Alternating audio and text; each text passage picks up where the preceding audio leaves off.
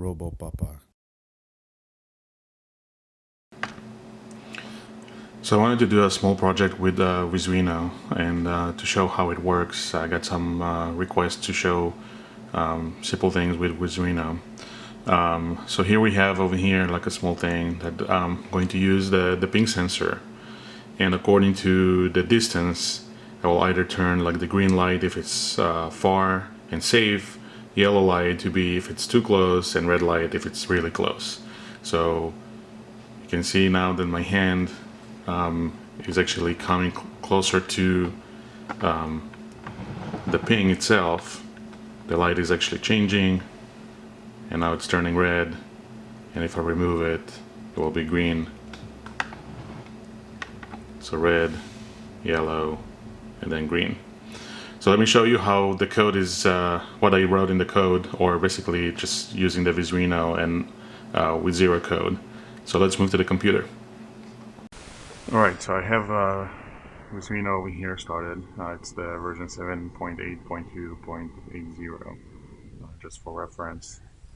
So what we will need to do, excuse me, starting with the Arduino Uno, and we will need to drop the ultrasonic range. So if you just type over here ping, and you'll be able to see that we have that. The ping itself will need the echo and the trigger, and then the output. The echo, I'm basically connecting it to pin number 2, but you can choose any pin that you see the green out over here. But I choose pin number 2. I want to keep the RxDX available. For the ping itself, I'm putting it on digital pin number 3. And you can see once again, it's the output itself. The green boxes are showing where you can connect them. So I'll put it over there. The output will need to go, basically that's the value that the ping is reading. I'm also making sure that it's either in centimeters, or you can choose it as inches if you want. For now, I'll just choose it as centimeters. And the rest I'm keeping as default. The next thing that I want to do is take there's a block over here that it's an average period, um, which basically will take the output from the ultrasonic, and it will average that output. So you basically reducing the noise that you might get from the ultrasonic itself. Now, what we need to do is this output needs to go into a block that can test how far or what is the distance that we have. So to do that, there is a compared analog value. So if we'll type compared, compare analog. So compare analog value. We'll need 3 of them because we have 3 LEDs. So this one, for example, we'll give it a name. Compare. We'll do green, and we'll do another one, and we'll do compare yellow. And it's a good idea to actually name these. That way you can know what you're working on, especially when you're getting into a lot of components. So we'll do compare red. So what the next thing that we want to do is we want to change the compare type. So you have compare type of equal, not equal, bigger, smaller, bigger or equal, and smaller or equal. So we'll go with bigger. So the green, we will say that when it's bigger than 60, which is 60 centimeters, basically, um, then we want to actually, the output over here will continue on. So that will just give us, if it's bigger than 60, it will output true. The yellow, we want to say that if it's bigger than, let's say 40, Now, the reason it will all make sense in a minute why I'm actually doing bigger than. Um, but for now, we'll just follow, and then this one we'll just need to change it to bigger than 0. At this point, we can take the output of that average period and connect it to those three. All right. So then the next thing that we want to do, now we have those three items. The next thing that we want to do is start putting the LEDs. So there is an option to, I believe that there's an LED. So we'll take three of them.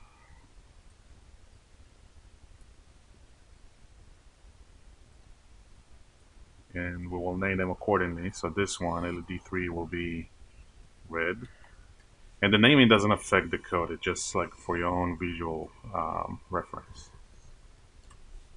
Yellow. And this one will be green. The green, the compare green, we can actually take it and immediately put it over here and connect it to the input. The output of the green, I'm taking it and I'm saying that it will be digital pin number 5. So that is connected. That means that when the compare green going to be true, it's going to turn on the green. So now what we need to do is, how can we do the yellow? We cannot just take greater than 40, because if it's green or if it's yellow, um, we will like turn it on.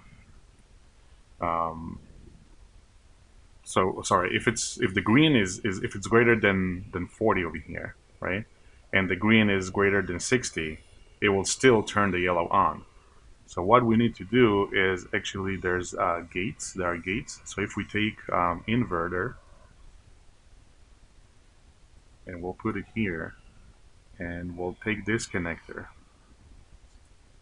Okay, so this inverter, and then we'll use AND gate, and the AND gate will be taking it from the inverter and this output. So basically, if it's not greater than 60, right? So if this is false, the inverter will make it true, and we actually greater than 40. So that tells us that we're between 40 to 60.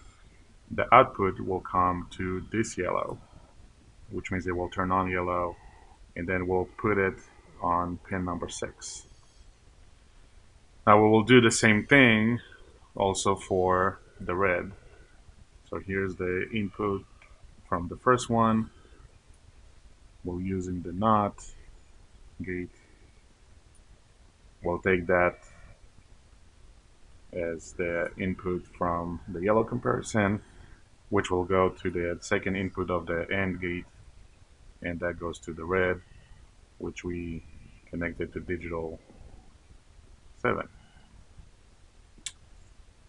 And really, that's all you need to do in order to make that code run. Once again, we're taking the ultrasonic, connecting the echo and the ping. We're taking the output of the ultrasonic ping sensor into an average period. That way we can reduce some noise. And that output will come to 3 comparisons. One is for the green, one is for the yellow, one is for the red. And we did a comparison as greater than, and we gave some values. You can put any value that you want. The green can go immediately to the green. There's no comparison. The yellow needs to check to see if it's not green, but it is yellow, and that's why we use the inverter of the output of the comparison and the AND gate. So if it's green and not yellow, and if it's not green and yellow, we'll turn on the yellow. And then for the, the red, if it's not yellow, but it's red, then we will turn the red on.